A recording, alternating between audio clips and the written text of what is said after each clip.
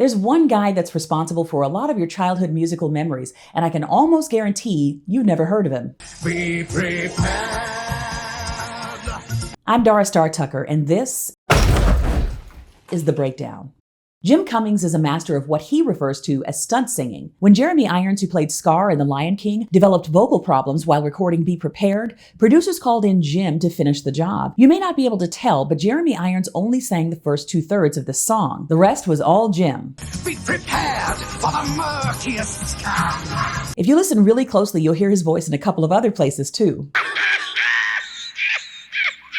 Sir, news from the underground. It was always Jim's dream to be a voice actor. He loved cartoons as a child, and he would study the credits to figure out who the actors were behind some of his favorite characters. He wanted to learn how to get hired to do what Mel Blanc and Dawes Butler did.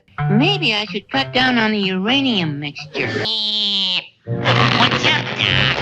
Eventually, he figured out that he'd have to force the issue if he wanted it to be anything more than a pipe dream. So he moved his family from New Orleans to Anaheim, California. Jim was working in a video store, and one of his customers happened to mention that he was making a low-budget horror film. Jim took a chance and slipped him a demo tape, and the guy actually passed it on to someone he knew in the industry. That's how Jim got his first job working for Disney. Once industry heads figured out that he could mold his voice to almost any character, he was being called to stunt sing for several high-profile actors. She will feel that her nightmares are real. Now keep in mind, this wasn't the most racially sensitive time. If an actor like Russell Means, who played Chief Powhatan in Pocahontas, wasn't really up to the task of singing, they'd call Jim to fill in. As the river cuts his path. After a while, he was being called on to play all sorts of oddball characters in tons of Disney afternoon shows, like Chippendale Rescue Rangers, Jim plays Monterey Jack. Hang on, Dale, we'll get ya! Tailspin, I like it so much, I must have thought of it myself. and Darkwing Duck. I am the terror who flaps in the night. But his most lucrative and longest-lasting character has been Winnie the Pooh. Valentine's falls on tomorrow this year? Oh, perhaps that is what Christopher Robin is up to. They liked him so much, they asked him to play Tigger, too. Bet your buck he's fawning over some dough. He's done dozens of roles over the years, far too many to name. Oh, I would, Princess. Except my orders come from Jafar.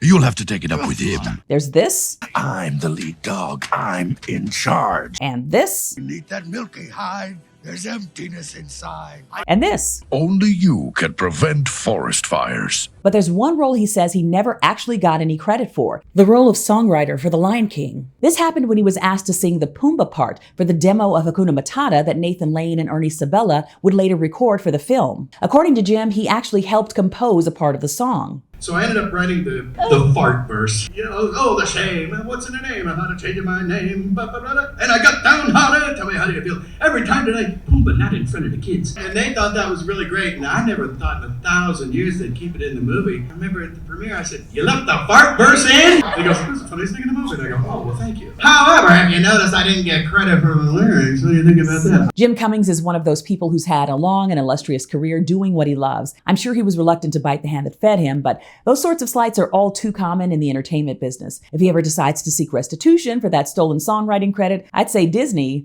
better be prepared.